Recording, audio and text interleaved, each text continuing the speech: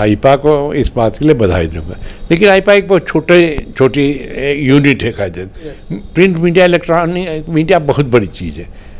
जो एक electronic media किसी बड़े चैनल में आ जाएगा तो उसका ज़्यादा लोग देखते भी हैं, उसका असर ज़्यादा पड़ेगा। तो ठीक है, बूंद बूंद से सागर बनता है।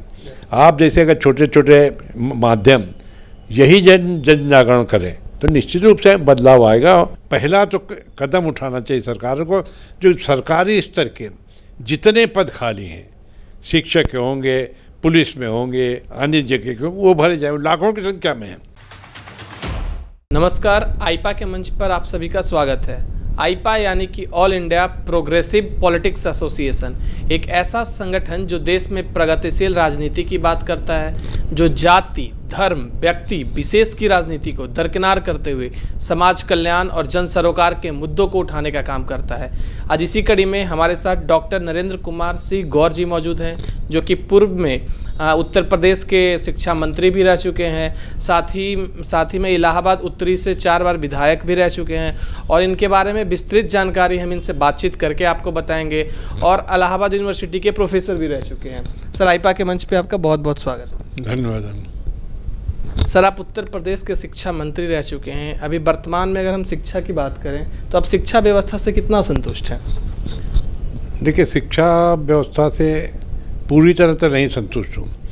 ये मैं ज़रूर कह सकता हूँ कि पिछले कुछ वर्षों में, चाहे देश के संदर्भ में विचार किया जाए, प्रदेश के संदर्भ में, शिक्षा का विस्तार बहुत हुआ।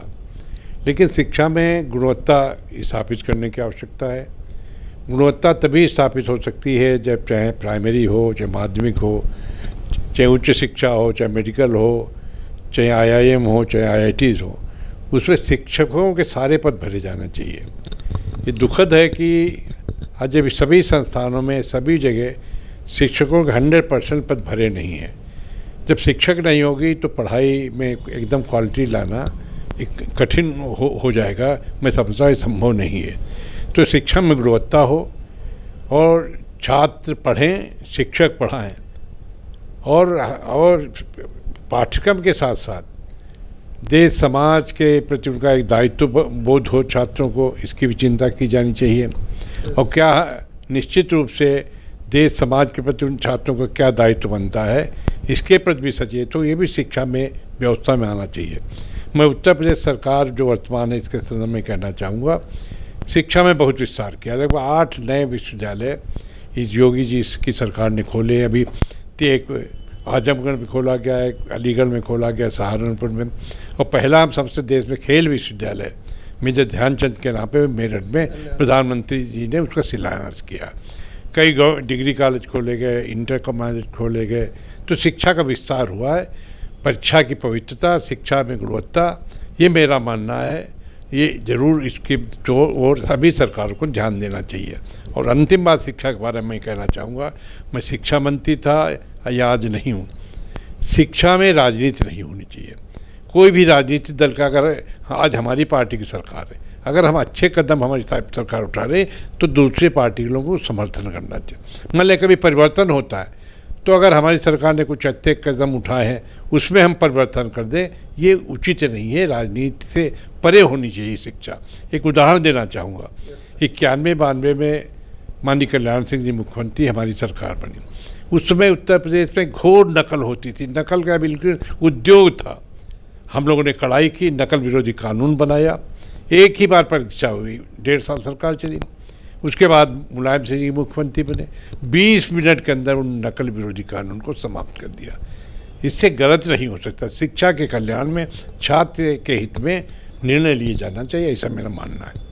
सर, आपने स्टार्टिंग में IITs, IIM की बात की। अगर हम IITs और IIM की गुणवत्ता की बात करें तो आज IIT और IIM का भी स्तर गिरते जा रहा है। अगर हम विश्व स्तर पे बात करें तो भारत की कोई भी यूनिवर्सिटी टॉप 500 में लाई नहीं करती।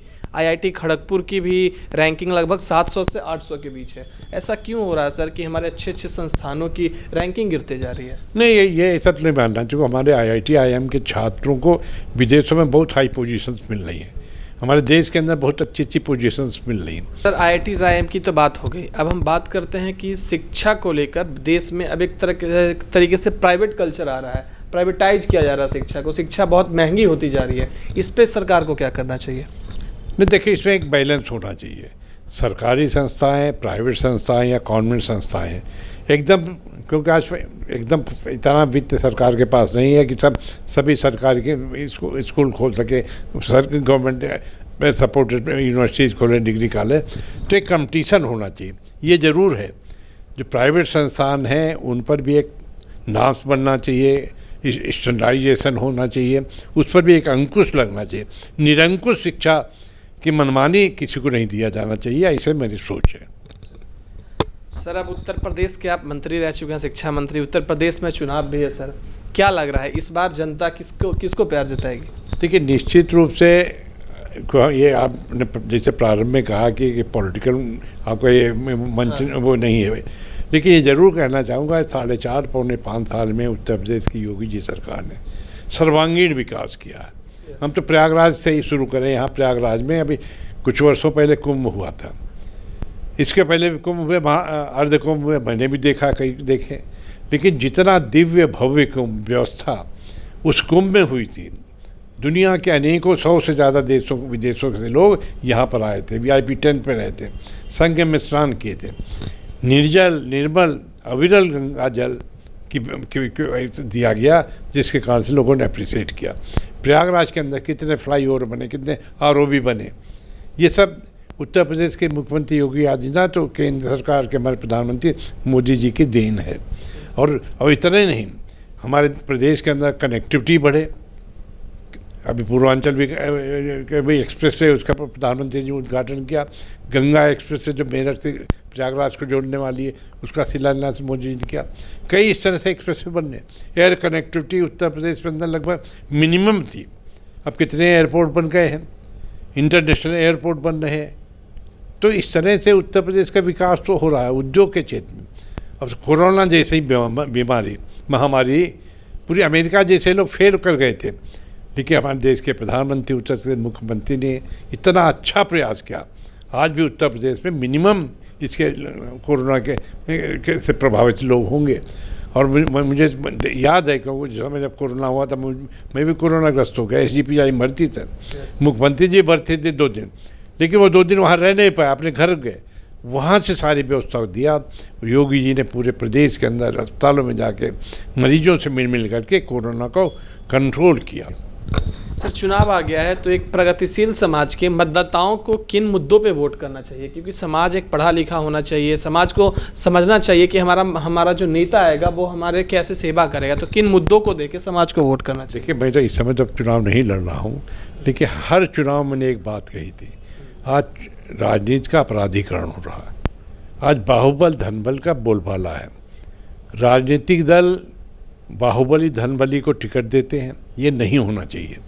इस पर चुनाव आयोग को अंकुश लगाना चाहिए। हम तो कहते हैं सुप्रीम कोर्ट, हाई कोर्ट को इस पर अंकुश लगाना चाहिए।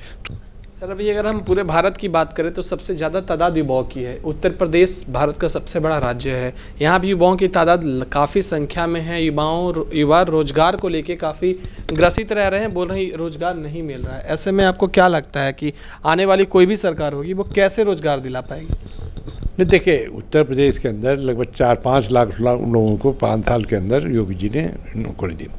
उसके लिए प्राइवेट सेक्टर में और निश्चित रूप से योजनाएं आएंगी, उसके माध्यम से रोज़गार मिलना चाहिए। आज युवा जरूर है, आज बेरोजगारों की संख्या बढ़ी है पूरे देश के संदर्भ में, प्रदेश के संदर्भ में रोजगार के अवसर मिलना चाहिए।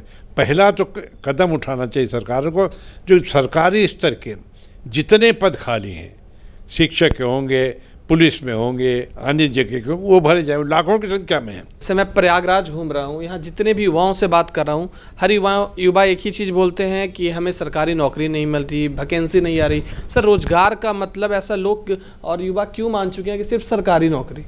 नहीं, देख, ये वास्तव में इस सोच में हमें बदलाव लाना पड़ेगा। इसलिए शिक्षा व्यवस्था के माध्यम से ये लड़कों को बताने की आवश्यकता है कि आप सेल्फ सपोर्टेड आप कार्यक्रम शुरू करिए। जब चुनाव आता है, वादे होते हैं कि हम स्थानीय मुद्दों पे चुनाव लड़ेंगे, लेकिन कहीं ना कहीं हम देखते हैं कि जब चुनाव अंतिम समय पे पहुंचता है, कोई भावनात्मक मुद्दे, देश हित या फिर जिन्ना, मुस्लिम, हिंदू, ऐसा क्यों हो जाता है सर? इसके लिए दोषी कौन है? नहीं, देखिए हम लोकतंत्र के अंदर लोकतंत्र के 4 स्तंभ हैं: विधायिका, कार्यपालिका, न्यायपालिका और प्रेस। इसमें प्रेस का भी बहुत बड़ी जिम्मेवारी है। हम सब कहते हैं कि जातिवाद बहुत है, जातिवाद को फैलाता कौन है? मीडिया क्यों दिखाता है कि इस विधानसभा के अंदर इतने ठाकुर, इतने ब्राह्मण, इतने बनिया SC हैं, इतने OBC हैं, इतने मुसलमान? क्यों आप दिखाते हैं? अगर आप दिखाना बंद कर दें, लोगों को पता ही नहीं चलना चाहिए। जाति धर्म के आधार पर वास्तव में राजनीति या चुनाव नहीं होना चाहिए। क्यों नहीं एक कानून बनना चाहिए? ऐसे ही जब हम ग्राउंड पे घूमते हैं तो लोग बोलते हैं चुनाव आते हैं, नेता वादा करते हैं, मैनिफेस्टो में जो पॉइंट शो करते हैं उन पे काम नहीं करते हैं, 5 साल बाद फिर से चुनाव आते हैं। तो सर एक कानून ऐसा नहीं बनना चाहिए कि मतलब अगर नेता अपने मैनिफेस्टो के 20% या 40% काम ना करे तो वो अगले चुनाव में ना लड़े? देखिए, कानून पता नहीं कितने देश में है, कितना इम्प्लीमेंटेशन होता है। ये जनता ही सबसे, लोकतंत्र सबसे बड़ी मालिक तो जनता है, सबसे बड़ी ताकत जनता में है। वो तो हर एक को जवाब दे सकती है, हर एक को जो ऐसा करता है उसको चुनाव में हरा दे, तो अपने आप उनको सबक मिल जाएगा।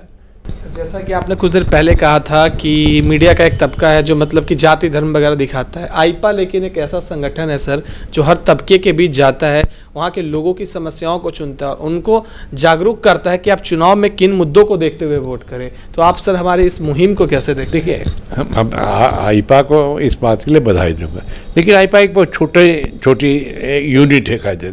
प्रिंट मीडिया, इलेक्ट्रॉनिक मीडिया बहुत बड़ी चीज़ है। जो एक इलेक्ट्रॉनिक मीडिया किसी बड़े चैनल में आ जाएगा तो उसका ज़्यादा लोग देखते भी हैं, उसका असर ज़्यादा पड़ेगा। तो ठीक है, बूंद बूंद से सागर बनता है। आप जैसे अगर छोटे छोटे माध्यम यही जन जागरण करें तो निश्चित रूप से बदलाव आएगा, और बदलाव से ही देश हमारे आगे बढ़े। अंतिम बात मैं कहना चाहूँगा, जब देश के अंदर इमरजेंसी 75 में लगाई गई थी, लगता ही नहीं था कि लोकतंत्र हमारे यहाँ फिर रिवाइव होगा। चुनाव होता है, सत्ता परिवर्तन हो जाता है इमरजेंसी समाप्त होने के बाद। तो जनता के अंदर बहुत बड़ी ताकत, जो निर्णय ले ले। और विशेष रूप से युवाओं से आह्वान करना चाहूँगा आपके माध्यम से कि युवाओं को जगना चाहिए। कैसे अच्छे लोग राजनीति में आए, अच्छे दल राजनीति में चुनाव आगे बढ़ सकें, उनकी सरकारें बने, जिससे युवाओं का भी हिस्सा में देश भी बढ़े आगे, प्रदेश भी आगे बढ़े। ऐसा मेरा सोच है। सर बहुत बहुत धन्यवाद आईपा के साथ जुड़ने के लिए। धन्यवाद। तो ये थे हमारे साथ डॉक्टर नरेंद्र सिंह गौर जी, जिन्होंने बताया कि जनता के पास बहुत ताकत होती है, जनता चाहे तो देश में बहुत बड़ा बदलाव ला सकते हैं। युवाओं को जागरूक होना चाहिए, युवाओं को राजनीति में भागीदारी निभानी चाहिए। आप ऐसे ही आईपा के साथ अपना प्यार दिखाते रहिए। धन्यवाद।